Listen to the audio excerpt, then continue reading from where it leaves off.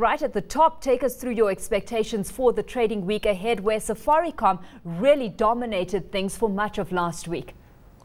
Well, absolutely. It's still, I think it's been the highest traded counter for about 10 straight consecutive sessions. Obviously, the Airtel price cut to 1 shilling, which then morphed into a special offer for a few weeks, put a tremendous pressure on the share price. Shareholders got very nervous. But we started to tick back higher at the end of last week. Bob Collymore signaled he wouldn't be following into this sort of suicide pricings tariff. And I think shareholders will begin to appreciate that this price at a trailing PE of 11 is very, very cheap against the broader market. And really, he continues to lay out his stall in the internet, and he's just released an internet mobile device with Huawei, which is for sale for $100. And I think that's a tipping point for his data business. Of course, Safaricom has added that it's trimming 1 billion shillings of expenses and has a hiring freeze in place as well. Any concern, Ali Khan, from your side that they're sitting close to cutting some muscle off the business as opposed to just fat?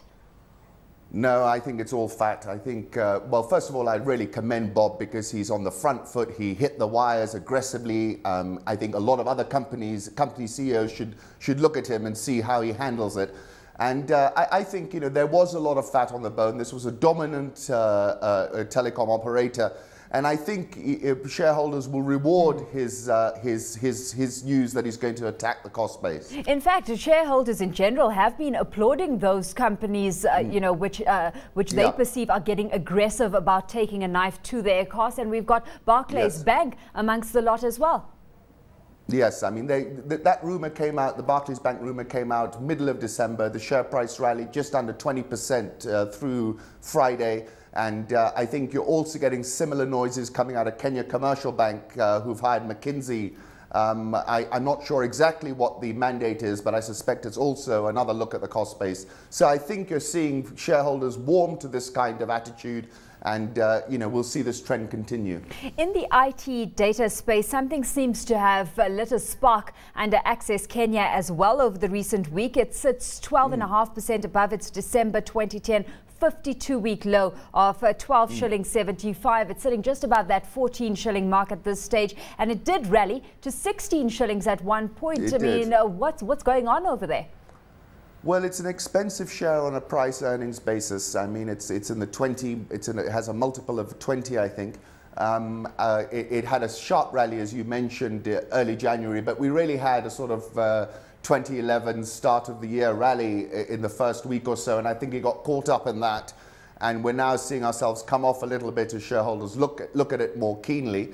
And look at the price earnings ratio, which remains expensive. To me, it's something I'm sidelined on. I'm looking for the earnings turnaround. I don't think it's going to happen that quick. Access Kenya at this stage, Ali Khan, really seems to stand out as a potential takeover target, in my mind anyway. I mean, especially where you've got Safaricom, Bharti, these telecom players warring it out, and where data is the next frontier. I know we're being speculative here, but let's explore the viability of that actually coming to the fore. Well, the brothers Soman will tell you we're completely wrong, but I think it's an absolute setup for a takeover. I think it's already listed at the stock exchange. And a big company like whether it's MTN or whether it's Bharti or to these people, its market cap is not expensive. And it would be an interesting vehicle to take over. So I think those are the attractions. Plus, their main asset is this metro fiber they've laid around Nairobi city. And demand for internet in Nairobi is exponential at the moment, I can tell you that. Well, along with Safaricom, Athi River Mining making headlines in the latter part of last week as well, with its focus on South Sudan. Safe to assume that, like most of the market, we've got Athi River Mining sitting as a buy for you, more so than any of the other cement players?